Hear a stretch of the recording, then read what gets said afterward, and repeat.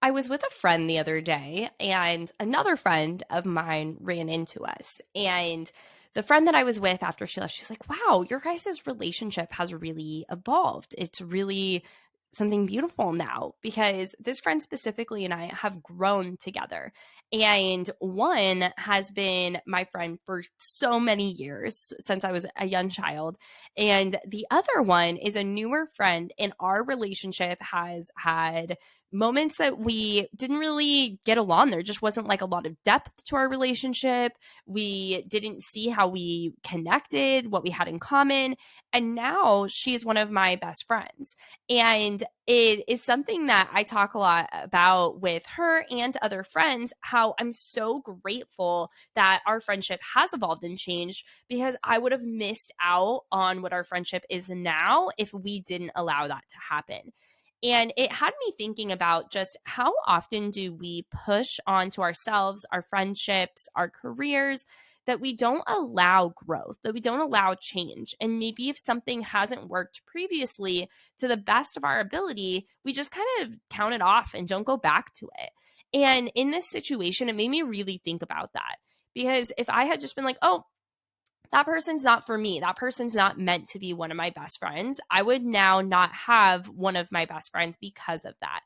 And I think that we so often expect ourselves to click with an idea, a person, a job instantly. And then if it's not for us, we just decide to count it all off when we are always changing. We are always evolving. And in this friendship example, when we first met each other, I was a different person. I've become a better friend. I've become a better person. And so has she. And now we have this beautiful friendship that we've both shown up to, we've both worked on, and we've both allowed it to become what it is. Now, I see this so applicable into everything, though. Let's say it's a job. Let's say it's a business. Maybe you try something out and you're like, that's it. This isn't working. It's not for me. Well, did you just need to change a part of it? Did you need to pivot or shift a part of the role?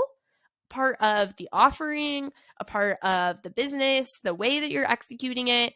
And maybe you needed to change part of you. I think, you are beautiful and wonderful just as you are. You're inherently worthy, but we are meant to grow and evolve. And if you've been listening for a while, you know that we talk about this here, that there's beauty and power and evolution and change and growth because you are meant to step into all of those different things. So, how can you allow yourself to become the person that you need to become to be that friend or to be that person in that job or to be the person that has that business? What do you need to change?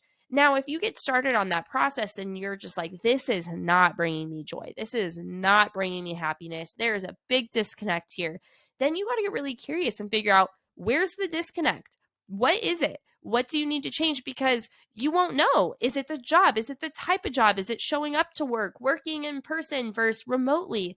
Is it that specific person or is it just where you're at in your friendship? How can you allow yourself to change and evolve to make things work well? I see this happen all the time in marriages and relationships that we change and the common saying of that person's not the person I married. Well, probably not. We do change, we do evolve. But how can you change yourself to work within this relationship positively? That doesn't mean conforming to something that you're not supposed to be, but that means allowing yourself to find the skills and the resources and the growth as an individual as well as a partner in your role. And there are so many good resources to help you work through this. I'm not an expert, but I know that this shows up in all of these different places. That if we allow ourselves to look at change and evolution as a positive, and we allow ourselves to say, okay, this is inevitably going to happen. I'm going to change and evolve. That person, that job, that role, it is going to change and evolve. So who do I need to become to fit within that? Do I want to? And how can I invite change as well? Because let's say you get into a job and you want to work yourself up to another role. Well, if you don't invite change in that role, you're going to find yourself unhappy, but you could maybe stay in that role and invite a lot of change. You could allow for opportunity. Let's say you find yourself in a friendship, like we said, and you are like, you know what? This maybe isn't working for me right now. How can you work on it? How can you change if you want to? Because what if that is a really good friendship? what if it's going to work out for you? Now, if you do some work and you work through things for a period of time and you set some boundaries around it, right? So you're not pouring everything at this person when you're like, gosh, I'm not getting anything in return, but you're setting some boundaries and some opportunity for that friendship to bloom, for that job to bloom, for those different opportunities to grow. Because if you just push that flower down, it's not going to grow, right? So when I was thinking about this, I was thinking about how there's definitely some famous people out there that have made some really cool pivots in life. And two mamas specifically that I wanted to point out today, just for you to see like how real this is. That so often we find ourselves in something and we're like, well, that's not for me. Well, it's not for you yet, but if you want it to be for you, then it could be. So you got my example of a friendship, right? And I'm going to give you two career examples. And, I could be that example too. What I do now for Mama Has Goals is very different than my background in the wine industry, but there is comparison. There is overlap. There are things that I've learned and I've allowed myself to grow into a new business in a new, completely different industry, a completely different role. And two of these names that I think you'll probably know, both mamas, Martha Stewart. So Martha Stewart initially worked on Wall Street as a stockbroker. However, she transitioned into the realm of homemaking, cooking, and lifestyle and becoming a renowned businesswoman, television personality, and best-selling author. Her pivot allowed her to build this media empire focused on the household and cooking. And she's really known as a really strong businesswoman. She even has some really great collaborations with like Snoop Dogg and some other really good business people. Vera Wayne is the other mama example I want to give you. Vera Wayne started her professional journey as a figure skater, and she later became an acclaimed fashion editor at Vogue.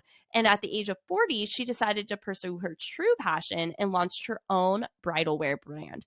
Today, Vera Wayne is internationally recognized as a leading bridal fashion designer.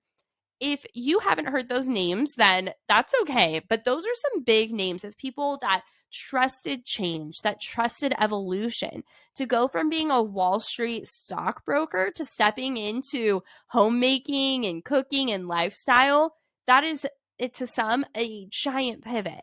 It wouldn't make any sense. I'm sure Martha Stewart had people questioning her decisions, and I'm sure she's gotten feedback on all sorts of different fronts through her career.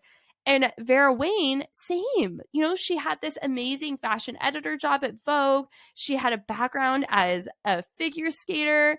And then she says, you know what? I want to start making wedding dresses. There are so many people that I'm sure gave her feedback that she had to push through.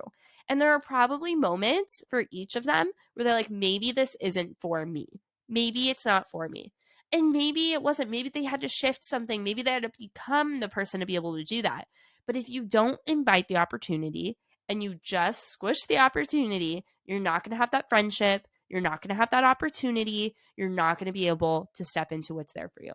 So this week, I want you to look at your life and see, where are you shutting down opportunity?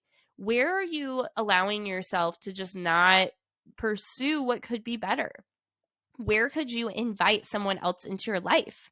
Where could you nurture a friendship that maybe hasn't been showing up the best way that you wanted it to lately, but you believe that there's maybe opportunity there? Allow yourself to be curious. Allow yourself to question where you can find opportunity, because I promise you, there is opportunity for any of these aspects in your life. Sending you so much love, Mama. Keep going after those goals.